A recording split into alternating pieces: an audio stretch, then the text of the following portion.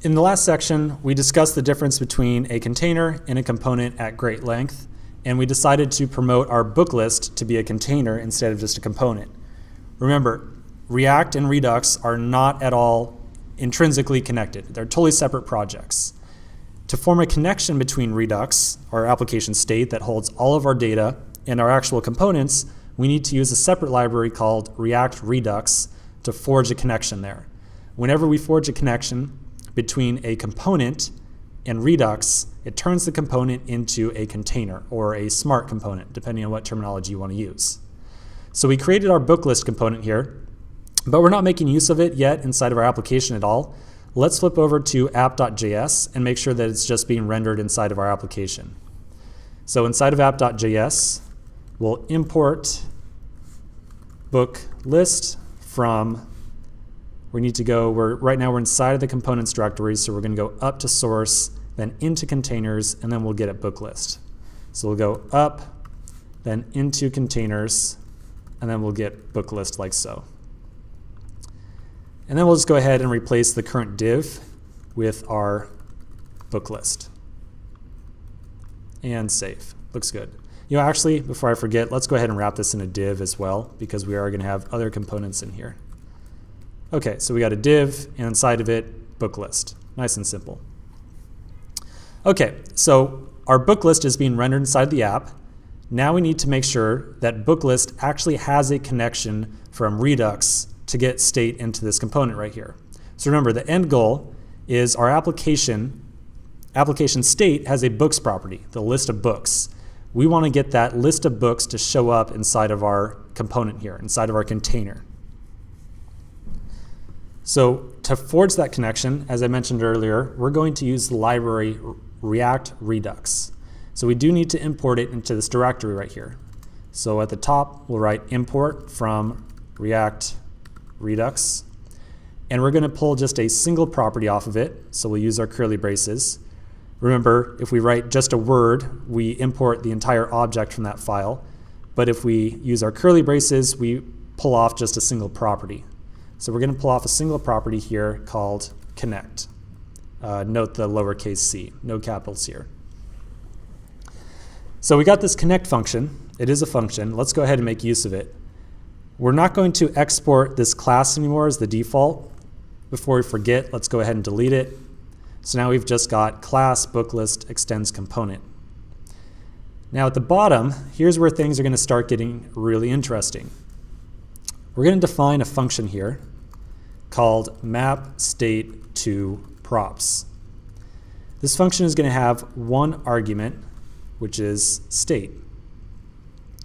So the name of the function here is actually really telling. It's very descriptive. It's, believe it or not, telling us exactly what's happening here. The purpose of this function is to take our application state as an argument. Remember, our state contains the array of books and the active book. So it's going to take our application state, and whatever gets returned from here will show up as props inside of book list. So usually we end up returning an object from this. Whatever is contained within this object is going to be set equal to this.props of our component. So if we return from here like, ASDF is 123, then our component here, if we said console log this.props.asdf, we would end up with 123, like so. So again, this function is very well named.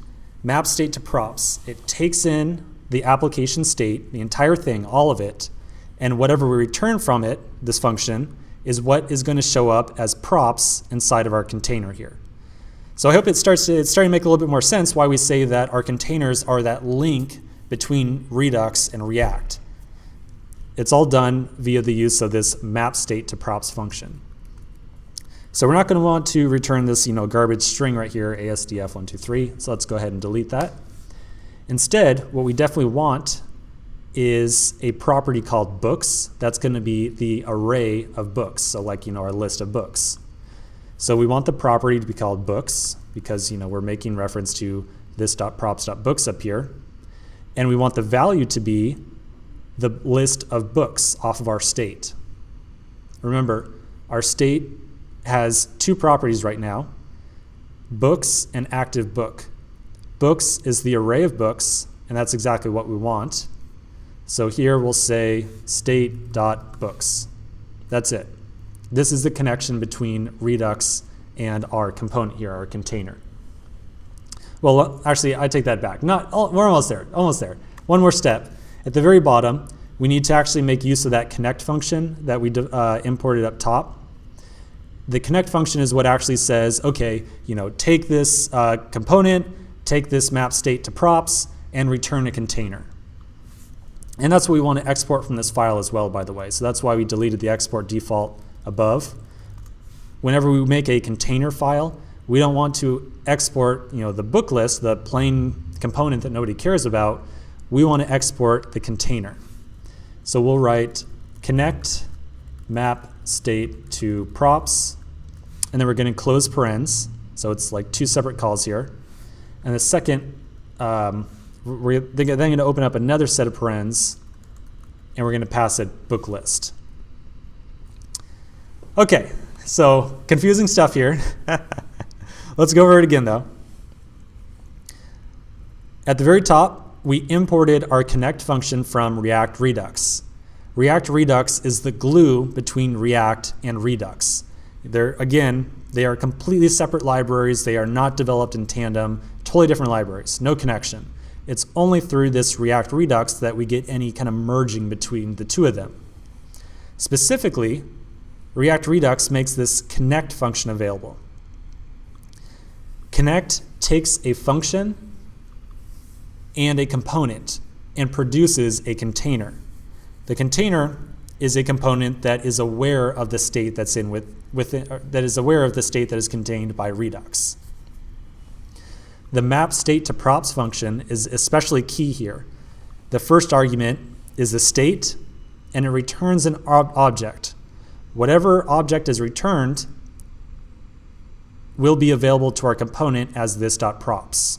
So again, this is the glue for a third time now, just to hammer it home. This function right here is really the glue between React and Redux. Very important function right here.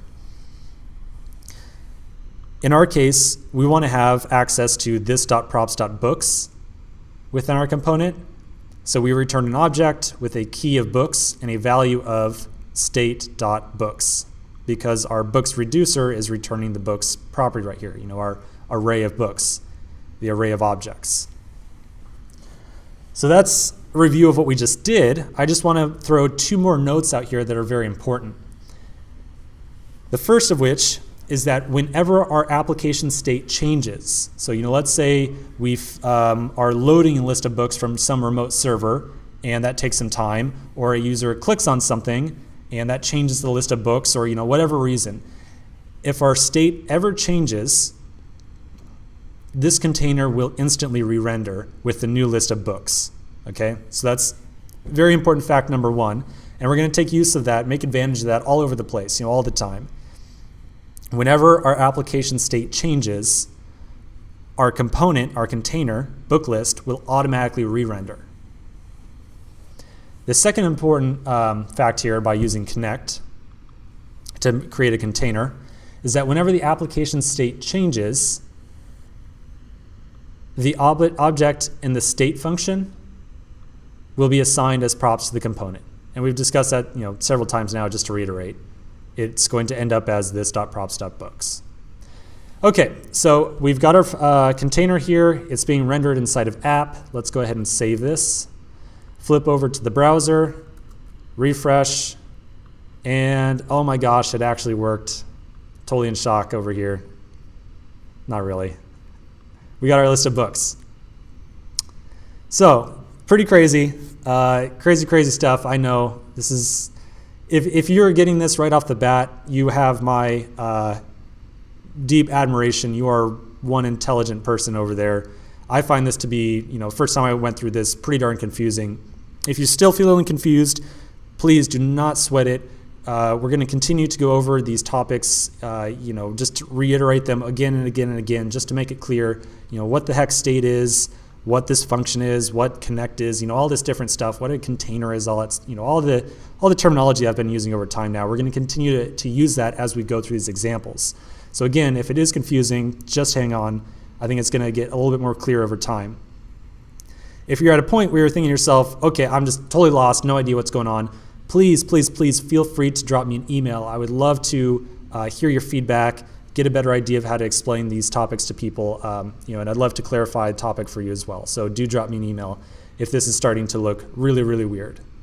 Okay, so we've hooked up our first container. We got our first reducer. This is starting to look pretty good. We're starting to make progress. Let's go ahead and continue in the next section.